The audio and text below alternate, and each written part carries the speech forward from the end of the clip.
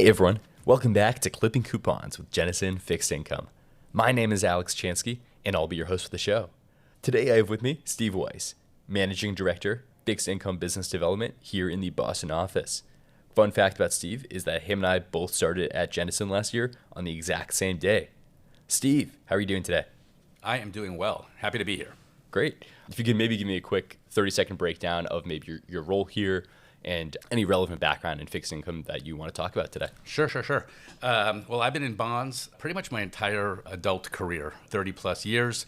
I've been a trader, portfolio manager, a bond salesperson directly, and then switched over to the client side where I focus on talking to clients, talking to prospects, talking to consultants about bonds. I love bonds. My job here, as you said, fixed income business development. Business development is the fancy way of saying sales. My job is to go out there and talk about Jennison fixed income and all the different things we do and get people interested in what we do. Sure.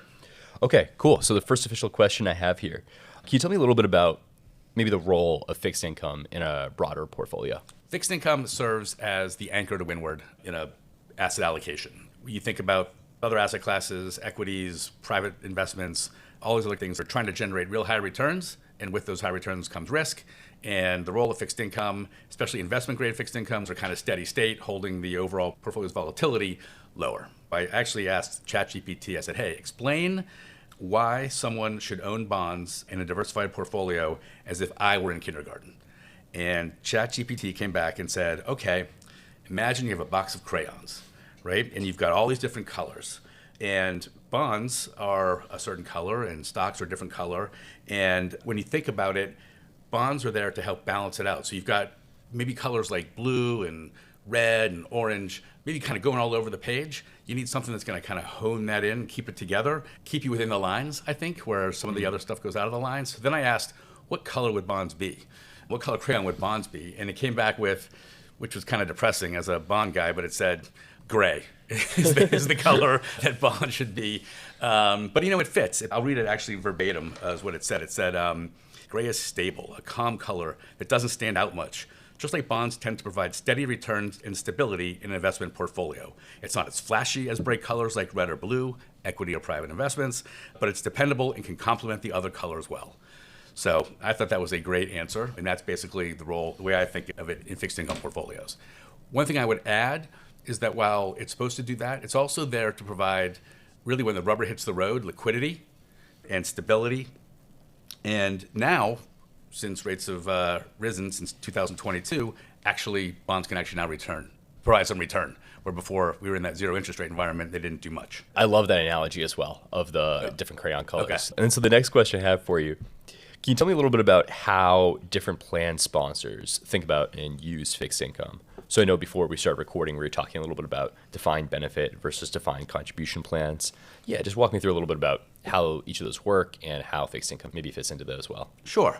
I'll start with defined benefit plans, which are pension plans, the more commonly used name for them. I'll first start with corporates. Most corporate pension plans at this point, while there are still some that are open, a lot of them are closed because they're offering now 401k plans. A lot of companies didn't want to have pension plans anymore. There, you're using fixed income as a hedge against the volatility of the liabilities. So basically all these people have pension plans, companies owe all these people who, when they retire, this huge stream of cash flows. Typically in those plans, bonds are matched off against those liabilities. In a perfect world, you buy bonds that just line up exactly with those liabilities and just pay them off as the bonds mature and as those retiree benefits come due. So that's one place where the role there is really just to pay off the benefits and maybe hedge some of the volatility of the plan. In the DC side, fixed income is playing that more typical portfolio diversifier role, where basically it's there to reduce the volatility of a lot of return-seeking assets, like equities and things like that. So, and now, especially as corporate DC plans potentially look to add more and more alternative investments, like maybe some private equity or private credit, having fixed income in those portfolios to dampen some of that volatility is going to be really important. Public pension plans are a completely different beast than corporate pension plans because most public pension plans are still open. So they're still accruing benefits, new people are coming into the plans. So public pension plans, are those pension plans offered by cities and states? Is that the idea? Yes, cities, states, counties, some that are very, very massive plans where they're paying off, and they Sometimes there's plans dedicated to teachers, plans dedicated to other state workers, plans dedicated to firefighters, police, a whole bunch of different kind of things. And a lot of those plans are, unfortunately, just because of the way politics works and the way money flows, a lot of those plans are underfunded. And so they are invested a lot in a lot of riskier assets to try and grow themselves out of their problem, so to speak. In other words, you can raise taxes and collect more money and pass that on and fund up your pension plans so that they're solid and raise that funded status where you have assets that offset those liabilities. Raising taxes and allocating money is hard, so a lot of these plans are faced with owning a lot of equities and private equity and venture capital and all these other types of things that have a lot of risk. And that's where you really need fixed income to offset some of that volatility. The problem has been we were in a declining interest rate environment for 40 years until 2022. So a lot of those plans got underweight fixed income because they weren't making any return on it. And the cost of having some of that safety in their portfolio was too high. But now that rates are higher, you're seeing more and more pension plans, public pension plans, allocate more and more to investment grade fixed income. Really? Basically core fixed income, yes. Great. Which is good, and that's the role that we're playing, and those are the clients we're talking to about those kind of things. And then the final plan I would say is Taft-Hartley or union type plans, and they invest similarly, I think, to public pension plans. They had the benefit of, in the last administration, a lot of money was passed out to or handed out to some very severely underfunded union plans to kind of shore them up. And with the front end of the curve being fairly higher in yields, it was an opportunity for a lot of those plans to take that cash, invest it in short duration bonds that yielded a lot to short-term benefit payments that those plans had to make. So fixed income, the way to think about it is there's a lot of different plan sponsors. They all have different, you can't paint broad brushes because some public plans are really underfunded. Some are actually really well funded. Some corporate DB plans, pension plans are very well funded. Some are underfunded. So a whole bunch of different risks that the plan sponsors have to think about what they're trying to balance. And fixed income, core fixed income, investment grade fixed income, the neat thing about that is there's a whole yield curve from short to long with different durations. And you can use those different durations to attack different problems that all these plan sponsors are trying to solve. So some people might want a short duration portfolio, a core duration portfolio, or a long duration portfolio, and different qualities within there. The key is to find a fixed income manager that can grow with you, change with you, and maybe even customize some of the solutions to meet your specific needs. Perfect. That's a great answer. Thanks so much, Steve. Sure. So then another thing you mentioned a couple minutes ago, you were talking a little bit about how fixed income has grown to be more attractive over the last couple of years.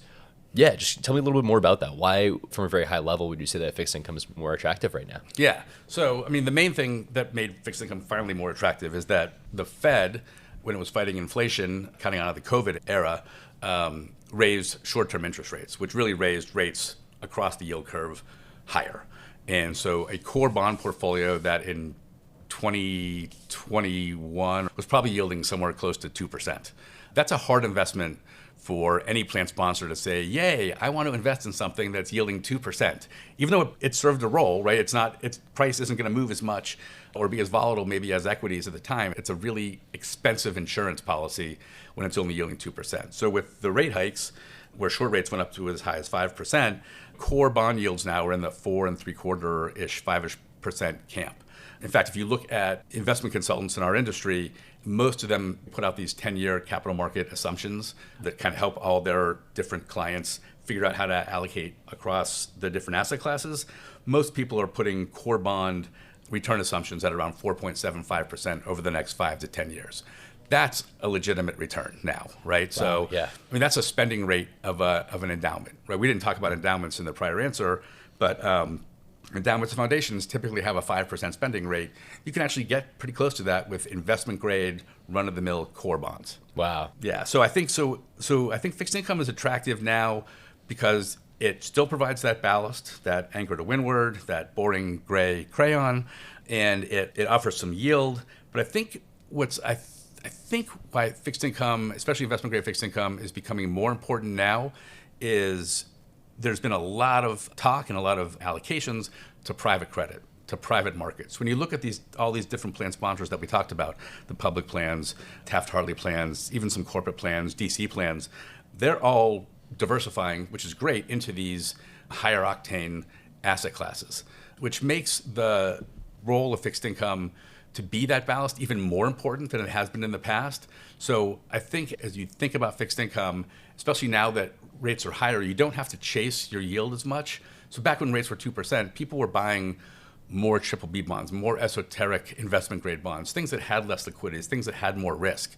And now with all this other risk, especially in the private credit world, a lot of those juicier, even investment grade fixed income bonds are more correlated to some of these riskier assets. So I think it's really, now that rates are higher and a little bit more attractive, you can actually get the ballast that you need, the diversifier against some of these riskier asset classes with pure, plain and simple investment grade bonds. So I think right now, I think they're attractive because you're getting paid to own them now, and because the risks in the portfolios are going up even more as people are investing in some of these more, maybe the risk isn't as high as people think it is in some private credit, but the liquidity certainly is lower.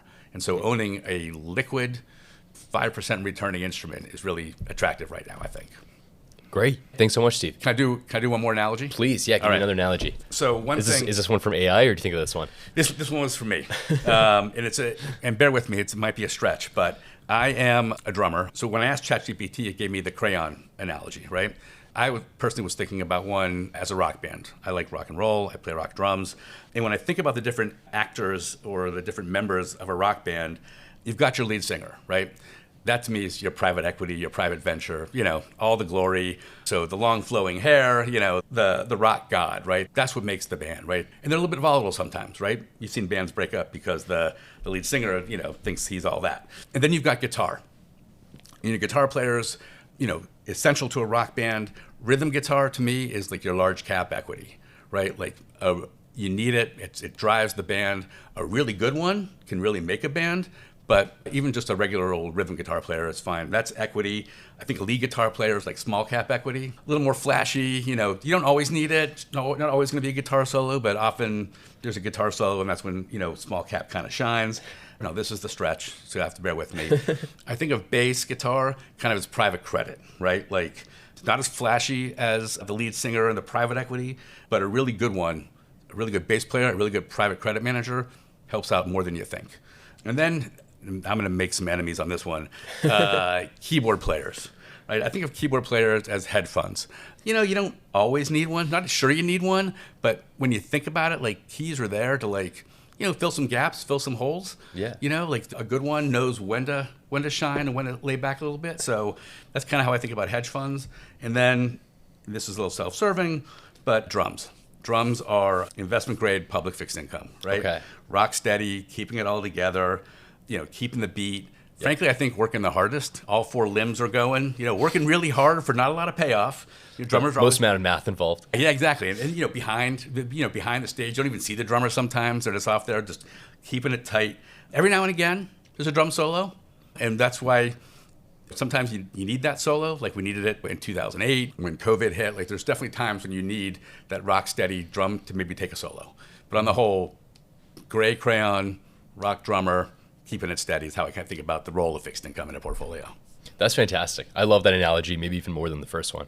Thanks. Cool. So the last question I have for you is another fun one. Do you have any good books or movies or anything like that you've seen or read recently that you want to share with everyone? Actually, the book I read most recently is kind of along these lines, was the autobiography by the lead singer and bass player for Rush, the band Rush. Yeah, it was about Geddy Lee.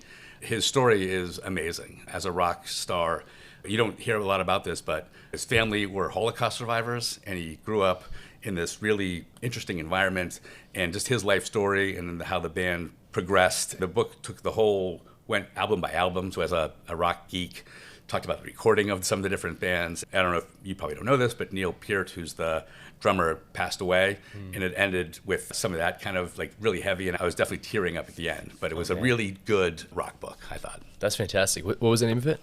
My Effin' Life. Oh, perfect. Yes. Great. Thanks so much, Steve. Sure. Anything else you want to share today? I think that's it. Appreciate it. Fantastic. Great. Thank you. I'm going to pause this here. Thanks again so much.